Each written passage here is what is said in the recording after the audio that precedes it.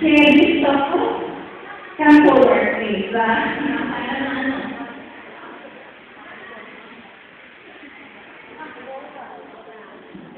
Hindi ko akalain na may true youth. Yes, meron tayo. Oh, Yes, Jenny. Ilan po kayo? tawangan. Hindi na siguro. Yung dito sa beer.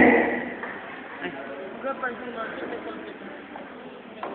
Si Catherine Dibaw. bro, alisin ba yung pulpit ko? Alisin mo yung pulpit ko? At si Pulpit ko, alisin. Rachel De Rosario. At si Lorena Jimenez. Kalakpakan po natin ang Panginoon. At kawalan po natin.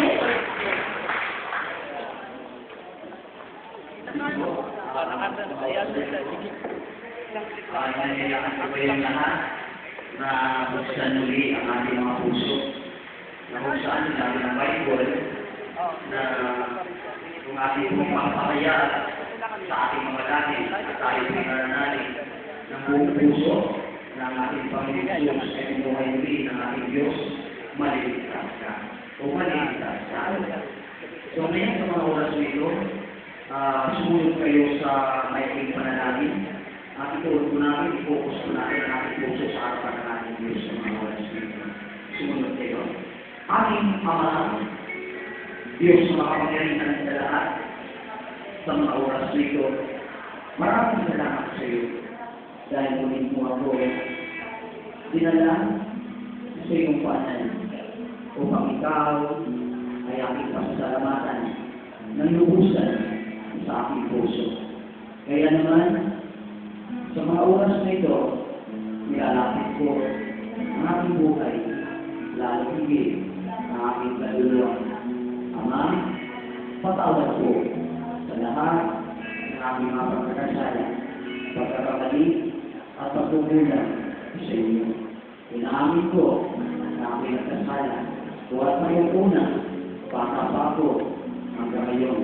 Alam mo, kapatid mo, kung sino ako sa iyong harapan.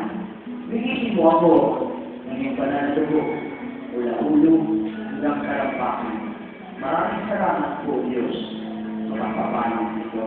Kaya sa umaga ito, binubuksan ko ang aking puso upang ikaw ang malayang patuloy dahil hinatagkat kita bilang Panginoon at sarili kong tagapagligtas. Buhat ngayon at magpakailanpaman, ikaw na ang maghari sa buhay ko bilang aking hari at Panginoon at Diyos ko mula ngayon at magpakailanpaman. Sa mga oras na ito, sulat ko po, Ama, ang aking pangalan sa aklat ng buhay. Ang paniniwalaan ko, hindi na ito mabubura magpakailanpaman. Salamat po, Panginoon Jesus, sa pagpapala. In Jesus' name, Amen. At unahin natin mga kamarihan, pakilig ko sa ulat, papanalangin natin kayo. Panalangin ko sa pinakamas ang kamarihan sa lahat. Kami po ay muli nagpapasalamat sa inyo sapagkat tunay ang pagkakakilan ng iyong buong pangalan ng iyong Diyos. Na sa silong ng langit, ito lamang ang bigay na ang pangkaliligtas ng maraming tao. Sa mga oras nito, maraming salamat sa iyong pagkakay at pagdala. Sa mga kaluluwang ito, walang pinagulong ng buhay, ang iyong pagkakay. Sinagamit mo ang mga tao bilang dito upang sila'y dalhin sa iyong dakilang panan. Kaya dalangin ko namin sa mga oras nito, pagpalain ko ang mga buhay. Ikaw na yun ang siyang sabuhin mo kamaki sa kanila po. At aming pangawakan at paniniwalaan na ikaw ang siyang patuloy na makialam sa kanila. Lalagay sa kanilang mga puso na magka-Lord God at Isaiah ay kayo napagsalit palagi at hindi sa lahat may hilap sa inyo. Tulungan sila ang mga pamamayaran sa gitna, Lord, ng mga pagsubok sa buhay. Ikaw ang siyang patuloy na iwakap sa kanila at patuloy padama ng tunay na pagmamahal sapagkat ipasukat, Lord God, ang dakila mong pagmamahal sa bawat isa sa kanila o sa aming lahat. Ama, tinatawagin ko sa ikaw kamay ang mga kapatid nito. Mula ulong ng dalawakan, paniwalaan namin ang unilang katauhan, katawan, kaluluwa, at espiritu ay sa inyo, Lord God.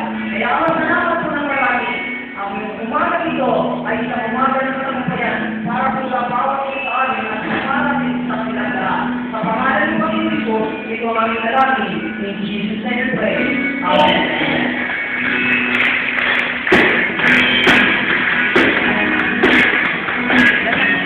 Diyan na.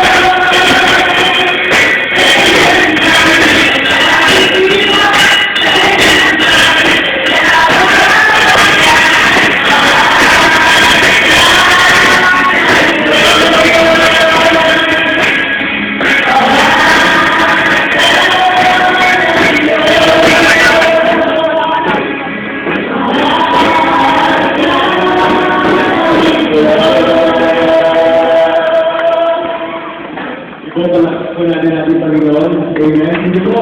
Lakas ng buhay natin yan. Amen. Amen. Sige po po. Sige po. Lakas ng buhay natin. Amen. Amen. Amen. So, bago po na nagsimula, may kokay sa po. May class man na. So, may